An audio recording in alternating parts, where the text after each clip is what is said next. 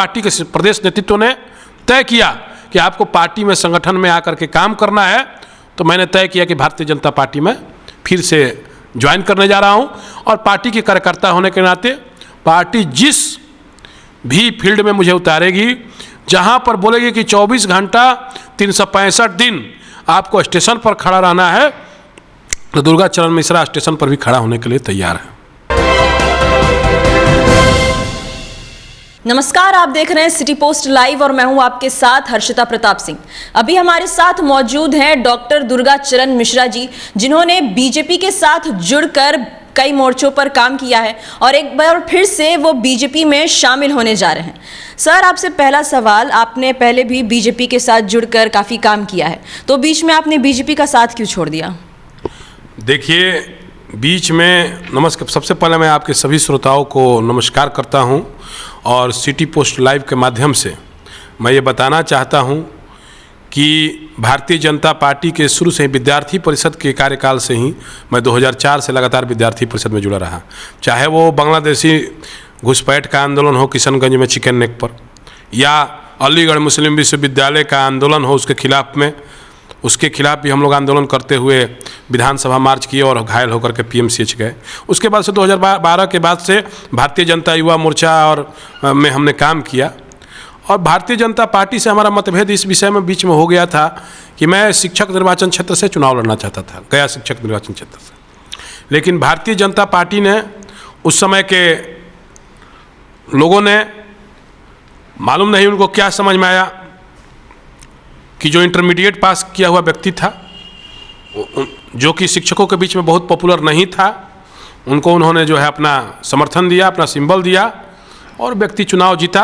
मैंने तय किया था कि मैं शिक्षकों को, चूँकि शिक्षकों का मैं यूनियन का वहाँ नेता भी था, वीर कुंवर सिंह विश्वविद्यालय में प्राइवेट टीचर जो कॉलेजेज हैं उसके यूनियन का, तो मैंने उन लोगों से एक बार सलाह किया, तो उन लोगों ने कहा कि ये चुनाव आपको किसी हाल में लड़ना होगा। तो मैंने पार्टी की बगावत नहीं की, मैंने उनके आग्रह पर उस चुनाव को लड़ा और भारतीय जनता पार्टी अपने एनडीए के जो कोसी और तिरहुत में जो 2 प्रत्याशी से जितना उनका वोट आया, उससे अधिक वोट हमको अकेले निर्दलीय प्राप्त हुआ। मैंने डीएन सिन्हा जैसे लोगों को परास्त किया, जो कि कई जमाने के प्रोफेसर है पटना यूनिवर्सिटी के, उनको मैंने परास्त किया और अच्छे हमको लोगों ने मत दिया, समर्थन दिया। लेकिन अभी वर्तमान जो भारत की राजनीति है, परिस्थिति है, वह बिहार की, उसमें 2 ही गठबंधन है, एक एनडीए है और एक इंडिया गठबंधन है। तो देश को, राष्ट्र को बचाने के लिए मोदी जी के आह्वान पर और यहाँ की यशस्वी प्रदेश अध्यक्ष जो हमारे सम्राट चौधरी जी ने बोला है कि मैं उनका तुलसी जयंती के दिन एक स्पीच सुन रहा था, उन्होंने बोला कि हम लोग मौर्य के वंशज हैं, आप लोग चाणक्य के वंशज हैं। तो मौर्य तभी राज करेगा जब चाणक्य चाहेगा।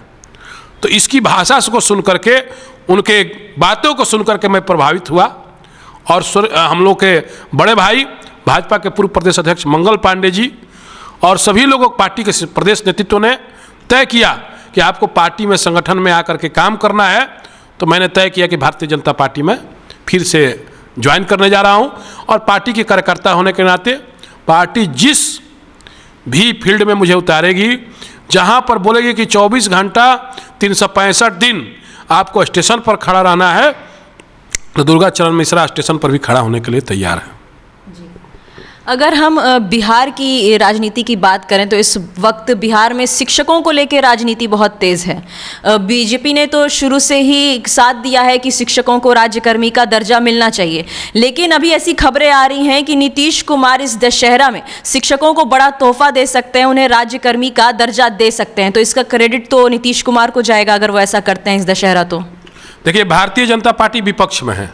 नीतीश कुमार ने जिस तरह से शिक्षकों के आंदोलन को कुचलने का काम किया और भारतीय जनता पार्टी ने समर्थन दे करके, हमारे प्रदेश अध्यक्ष सम्राट चौधरी जी ने जिस तरह से शिक्षकों की बातों को सुना, आंदोलन में साथ दिया और जिस तरह से भारतीय जनता पार्टी का शिक्षकों के राज्यकर्मी के दर्जा दिलाने के लिए जो प्रयास किया, उससे प्रभावित होकर के मैं भारतीय जनता पार्टी में जो है जुड़ने जा रहा हूं। भारतीय जनता पार्टी में 28 तारीख को मिलने जा रहा हूं और राज्यकर्मी का यदि दर्जा मिलेगा तो उसमें हम लोग के आंदोलन के साथ साथ संघ के आंदोलन के साथ साथ भारतीय जनता पार्टी जो एक विपक्ष की पार्टी है उसका भी बहुत बड़ा क्रेडिट जाता है। उसका भी श्रेय जो है सभी शिक्षक समाज भारतीय जनता पार्टी को देने के लिए काम करेंगे।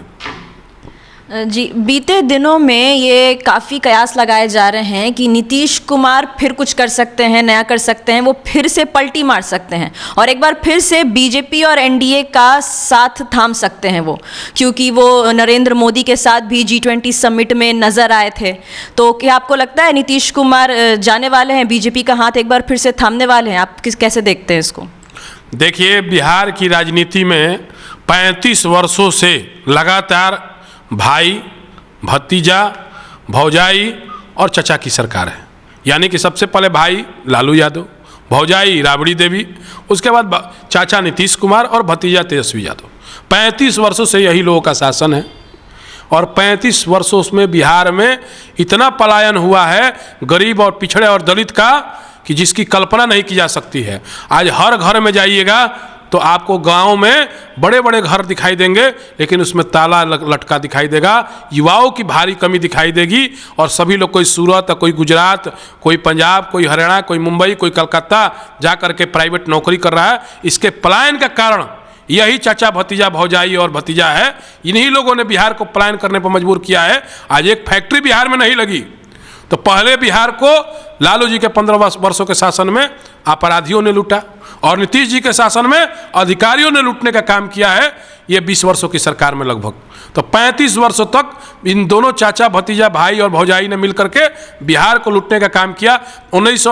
जब 1952 में आम चुनाव हुए, जब देश आज़ाद हुआ तो बिहार 5वें स्थान पर था विकास दर में। और बिहार का स्थान जो है विकसित प्रदेशों में होती थी। चेन्नई, तमिलनाडु और बिहार बराबर रैंकिंग पर थे विकास के मामले में, लेकिन आज तमिलनाडु सबसे अधिक धनी राज्यों में से एक है। वहाँ medical college, engineering college, hospital की सुविधा, चिकित्सा की सुविधा, शिक्षा की व्यवस्था, वहाँ का इंफ्रास्ट्रक्चर, वहाँ का इंडस्ट्री, वहाँ का स्पोर्ट्स, सब कुछ में चेन्नई कितना आगे है और तमिलनाडु और बिहार हमारा तुलना कीजिए, सबसे अंतिम पायदानों में से हम लोग खड़े हैं कहीं ना कहीं। तो इसका कारण क्या रहा? इन लोगों की जो सरकारें आई 1965 के बाद से, श्री कृष्ण सिंह जी के बाद से, वो सारी सरकारों ने एक तरीके से बिहार को केवल लूटने का काम किया है। तो एक बार 2024 में नरेंद्र मोदी जी की और 2025 में हमारे यशस्वी प्रदेश अध्यक्ष सम्राट चौधरी जी के नेतृत्व में, बड़े भाई मंगल पांडे जी के नेतृत्व में बिहार में सरकार बनेगी और हम लोग का बिहार में भाजपा का मुख्यमंत्री बनेगा।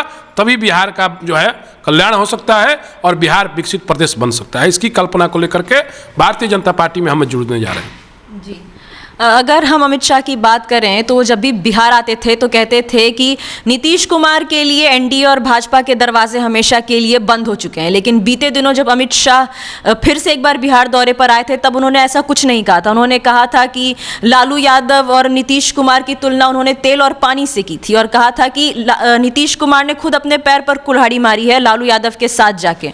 तो क्या कारण हो सकता है कि जो हमेशा से अमित शाह कहते आए हैं कि नीतीश कुमार के लिए बीजेपी के दरवाजे हमेशा के लिए बंद हो गए हैं, इस बार के बिहार दौरे पर उन्होंने नहीं कहा? और यह हुआ था जब नरेंद्र मोदी से मिलकर आए थे नीतीश कुमार G20 समिट में।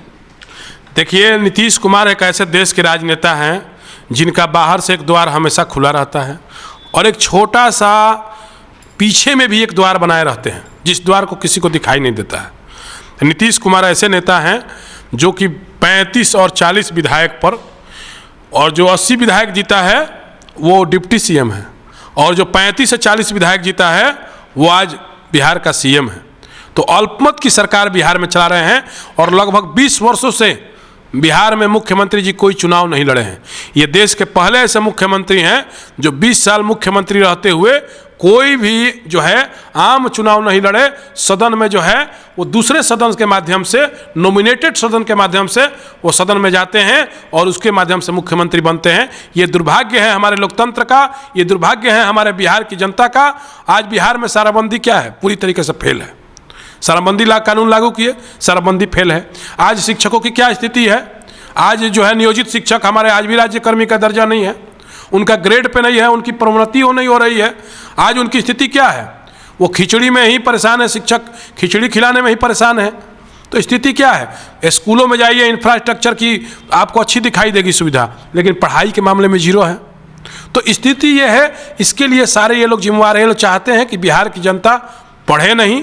जब पढ़ जाएंगे लोग, जब नियम की जानकारी हो जाएगी, जब कानून की जानकारी हो जाएगी, जब बिहार को विकसित राज्य बनाने की लोग कल्पना करने लगेंगे, तो इन लोगों को कोई वोट नहीं देगा, तो इन लोगों का स्कूल बंद हो जाएगा, इन लोगों की पार्टियां बंद हो जाएंगी। तो इसलिए इन लोगों ने एक प्लानिंग के तहत बिहार को जो है 35 वर्षों में लूटने का काम किया है। और नीतीश कुमार कभी भी कहीं जा सकते हैं। इसमें सारे राजनीतिक विशेषज्ञ उनको, उनके जो बड़े भाई हैं लालू यादव जी ने, उन्हीं लोगों ने नाम उनका दिया कि पलटू राम इनका नाम है। उन्हीं लोगों ने कहा कि इनके पेट में दांत है। उन्हीं के साथ जो लोग हैं वो नीतीश कुमार को हर तरीके का बात करते हैं। और भारतीय जनता पार्टी के कार्यकर्ताओं ने खून पसीने के साथ नीतीश कुमार की सरकार बनाई थी। कितने कार्यकर्ता बलिदान हुए थे। हम लोग की सीट की संख्या ज़्यादा थी, फिर भी हम लोगों ने बिहार में मुख्यमंत्री नीतीश कुमार को बनाया। चाहे अटल जी ने सबसे पहले कल्पना किया था और इनको बिहार भेजने का काम किया था। इस तरह से चाणक्य ने चंद्रगुप्त मौर्य को बिहार का और देश का राजा बनाया, उसी तरीके से अटल जी ने, जबकि भाजपा के विधायक अधिक थे, लेकिन अटल जी ने कहा, उस समय कृषि मंत्री थे, रेल मंत्री थे नीतीश कुमार जी, तो उन्होंने कहा कि जाइए नीतीश जी बिहार को संभालिए। और नीतीश कुमार को 2005 में अटल जी ने 2004-05 में भेजने का काम किया था और सीएम बनाने का काम किया था। लेकिन ये उन्होंने छुरा भोंपने का काम किया है और बिहार में पुनः जंगल राज की ओर बढ़ाने के लिए नीतीश कुमार जी लालू जी के साथ गए हैं। तो तेल और पानी की तुलना उन्होंने बिल्कुल सही की थी। बीच में भी वो गए थे, लेकिन उनको जब मालूम चला कि बिहार में जंगल राज हो गया तो भाग करके 2017 में आ गए। तो स्थिति यह है। इसलिए जो है नीतीश कुमार जी सही में कहीं भी जा सकते हैं, इसमें कोई दो राय नहीं है। ये राजनीतिक विश्लेषक भी इस मामले में फेलियर हैं। तो नीतीश कुमार के लिए अलग से एक दरवाज़ा खुला रहता है। लेकिन भारतीय जनता पार्टी के कार्यकर्ताओं ने इनको हमेशा मान सम्मान दिया है। भारतीय जनता पार्टी के कार्यकर्ताओं ने, विधायकों ने, सांसदों ने हमेशा नीतीश कुमार का जो है मान सम्मान बढ़ाया है।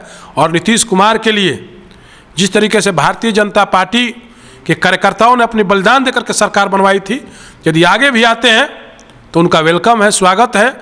जो सर्वे भवन्तु सुखिना, जो भारतीय जनता पार्टी के सबका साथ सबका विकास, तो नीतीश जी भी उसमें शामिल है। और मोदी जी का जो कल्पना है कि भारत को 2050 तक विकसित राष्ट्र बनाने का, उसमें नीतीश कुमार आकर के योगदान देते हैं। तो निश्चित रूप से भारतीय जनता पार्टी उसको जो है साथ में लेंगी, चाहे कोई भी पार्टियाँ हो, छोटी भी पार्टियाँ हो, बड़ी भी पार्टियाँ हो। भारतीय जनता पार्टी गठबंधन की शुरुआत किसने की? अटल जी ने की। 1999 में पहली बार 1999 से 2004 तक अटल जी ने 5 साल गठबंधन की सरकार चलाई और लगातार गठबंधन की उसमें कई दलें शामिल थी। तो उसी समय से गठबंधन की राजनीति को देश में महत्व मिलने लगा और गठबंधन की राजनीति शुरू हो गई। नहीं तो इसके पहले 5 साल कोई भी प्रधानमंत्री या मुख्यमंत्री गठबंधन के दौर में नहीं रहा था। इसलिए भाजपा में जो अटल जी के रहते हुए जो उन्होंने शुरुआत की, उसी को लेकर के नरेंद्र मोदी जी उसी थीम पर चल रहे हैं। जो हमारे स्वर्गीय पंडित जो है श्यामा प्रसाद मुखर्जी जी का, दीनदयाल उपाध्याय जी का जो सपना था कि अंतिम पायदान पर खड़े व्यक्ति को जब तक विकसित नहीं बना देंगे, जब तक उसको सब सारी सुविधाएं उपलब्ध नहीं करा देंगे, तब तक चैन की सांस नहीं लेंगे। और राष्ट्र का पुनः निर्माण करना, वो राष्ट्र की पुनः निर्माण कर रहे हैं। आज G20 क्या हुआ? पूरे विश्व में भारत की एक बहुत बड़ी साख बनी है। आज पाकिस्तान को यूएनओ में इतना बड़ा जवाब मिलता है कि पीओके पे मुद्दे पर भारत जो है आज पीओके पे वापस लेने जा रहा है और उसके लिए सारे देश तैयार हैं। आज वीटो का पावर भारत को मिलने जा रहा है संयुक्त राष्ट्र में। इसके लिए कौन है? मोदी जी हैं। आज 4 लाइन सड़कें बनी हैं। आज दरभंगा में एम्स बन रहा है। आज बक्सर में, डुमरांव में मेडिकल कॉलेज बन रहा है। आपको पूर्वांचल एक्सप्रेसवे से बक्सर को जोड़ने का बात हो, और साथ ही साथ जिस तरीके से आरा में रिंग रोड से लेकर के रेलवे में आपको जिस तरह से काम हुआ है, हर रेलवे स्टेशन को विकसित बनाने का काम, वो इंफ्रास्ट्रक्चर से देश का स्वाभिमान बढ़ा है, देश का मान बढ़ा है और देश हमारा विकसित राष्ट्र की ओर अग्रसर है। इसका साथ देने के लिए हम लोग सभी लोग उनके साथ जा रहे हैं और उनके साथ काम करेंगे। अभी हमारे साथ डॉक्टर दुर्गा चरण मिश्रा जी मौजूद थे। क्या कुछ उन्होंने कहा आपने सुना। ये पहले भी बीजेपी के साथ जुड़कर कई मोर्चों पे काम कर चुके हैं और एक बार फिर से बीजेपी में शामिल होने जा रहे हैं। फिलहाल इस खबर में इतना ही। आप अन्य खबरों के लिए देखते रहिए सिटी पोस्ट लाइव। इस वीडियो को लाइक करें, शेयर करें और चैनल को सब्सक्राइब करना ना भूलें। धन्यवाद।